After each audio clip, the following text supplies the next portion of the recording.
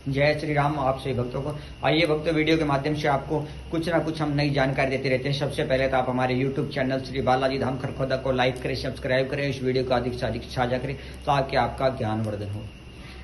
आज की वीडियो का जो उद्देश्य है वो ये है कि कुछ लोगों के घरों में, कुछ भक्तों के घरों में, कुछ साधकों के घरों में हम इन देखते हैं कि कुछ ना कुछ बीमारियां बनी रहती हैं, कुछ ना कुछ हानियां बनी रहती हैं। एक बीमार होता है, दूसरा ठीक होता है, दूसरा ठीक होता है, तीसरा बीमार होता है। ऐसी कुछ ना कुछ बीमारी बनी रहती है। घर में बरकत नहीं होती। घर का जो पैसा होता है वो बीमारियों पर,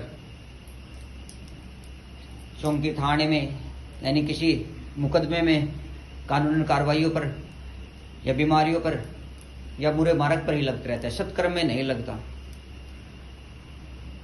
तो ऐसा क्यों होता है और बार बार घर में बीमारियां बनने का कारण क्या है? ये नहीं होता कि ये जरूरी नहीं है कि किसी के घर में कोई बीमारी बन रही है तो उसके घर में भूत प्रेत हो सकता है आपके घर में कोई ग्रह बाधा हो, और हो सकता है भूत बाधा हो। पर आज मैं इनसे हटकर आपको एक जानकारी दूंगा। जो व्यक्ति अपने जीवन में दान पुण्य नहीं करता, सत्कर्म नहीं करता, उसकी ग्रह स्थितियां धीरे धीरे खराब होनी शुरू हो जाती हैं। जो दूसरे के धन पर, दूसरे के अन्न पर, दूसरे के परिवार पर अपनी बुरी नजर रखता है, उसके घर में कभी बरकत नहीं होती। जीवन में आगे सफलता चाहिए और भूत प्रेत पिशाचिक बाधाओं से या ग्रह बाधा से अपना पीछा छुड़वाना है तो उसके लिए सत्कर्म करें, दान पुण्य करें। पहला तो ये उपाय है। अगर आप दान पुण्य, भजन पूजन, पुण्य कर्म नहीं करते हैं तो आप चाहे किसी बाबा के पास, भगत के पास, साधक के पास, गुरु के पास, किसी दरबार चौकी कहीं चले जाएं, आपको कभी भी पुण्य की प्राप्ति नहीं होगी, आपको लाभ प्राप्त नहीं होगा। अगर वहां से लाभ आपको प्राप्त भी होगा तो थोड़े दिन के लिए। कितने दिन के लिए? महीने, 2 महीने या 6 महीने के लिए, इससे ज्यादा नहीं।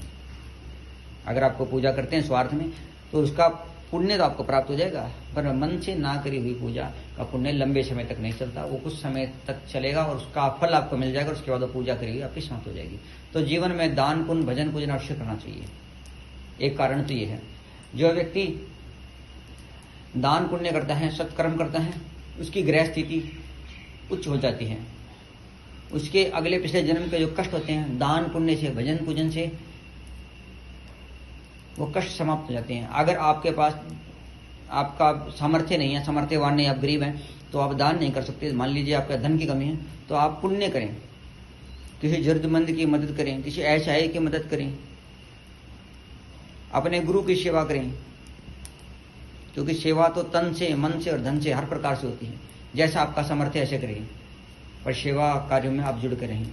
धन नहीं है तो मन से करें और तन से करें। तन से कैसे? कहीं कोई सत्कर्म हो रहा है, कोई मंदिर बन रहा है, कोई धार्मिक स्थान बन रहा है, वहां जाकर के आप श्रम करें, सेवा करें, अपने गुरु की सेवा करें, अपने गुरु के बताए मार्गदर्शन पर चलें। अगर गुरु भी नहीं है तो दान पुण्य अवश्य करें। अपने कुल देवी देवताओं का पूजन अवश्य करें। जिन घरों में बार बार ये प्रॉब्लम है, ये परेशानी है कि एक बीमारी खत्म होती है दूसरी आ जाती है, घर में कभी बड़े बीमार होते हैं, कई बच्चे कोई ना कोई बीमारी से ग्रसित रहते हैं, ये तो हो सकता है कि वहां भूत प्रेत बाधा हो या ग्रह बाधा हो। भूत प्रेत बाधा कुछ और है और ग्रह बाधा कुछ और है। पर यह भी हो सकता है कि आपके कर्म खराब हो। अगर आपके कर्म खराब हैं, आपका कर्तव्य खराब है, तो आपको इन हानियों को भोगना पड़ेगा। क्योंकि पुरानी एक कहावत है, चोरी का माल मोरी में।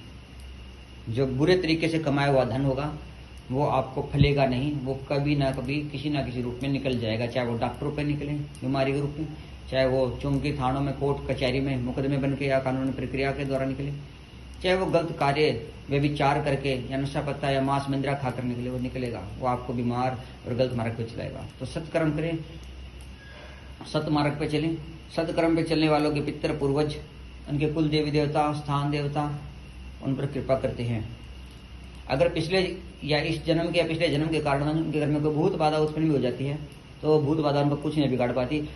और सत्कर्म के पुण्य से आपको अपने गुरु की प्राप्ति हो जाती है, या आप किसी योग्य गुरु, आचार्य, भगत, साधक या किसी योग्य दरबार में पहुंच जाते हैं और अपनी परेशानियों का हल प्राप्त कर लेते हैं। ये देव कृपा से होता है। पर देव कृपा कब होगी? जब आपकी आत्मा परमात्मा से जुड़ेगी, जब आप सत्कर्म करेंगे।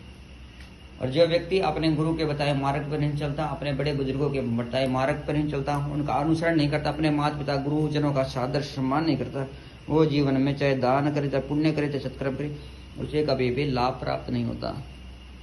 क्योंकि प्रथम जो गुरु है वो है माता पिता, उसके बाद अध्यात्म में आगे जो गुरु होते हैं और अलग अलग मार्गों पर अलग अलग गुरु प्राप्त होते हैं, पर सत गुरु एक होता है जो सद मार्ग से आपको मिलाते हैं। तो आज की वीडियो का मेरा जो माध्यम था वो यही समझाना था कि कुछ लोगों को ये भ्रम हो जाता है कि बीमारी है उनके घर, तो कुछ ऐसा ही हो, या आपके अगले पिछले कर्म के कष्ट भी हो सकते हैं। और अगर आप दान पुण्य भजन पूजन नहीं करते, आपकी नीति खराब है, तो भी आपको ग्रह बाधा के द्वारा ये कष्ट भोगने पड़ सकते हैं। तो जीवन में दान पुण्य करें, भजन पूजन करें, सद मार्ग पर चलें, सत्कर्म करें। तो आप सही भक्तों को जय श्री राम।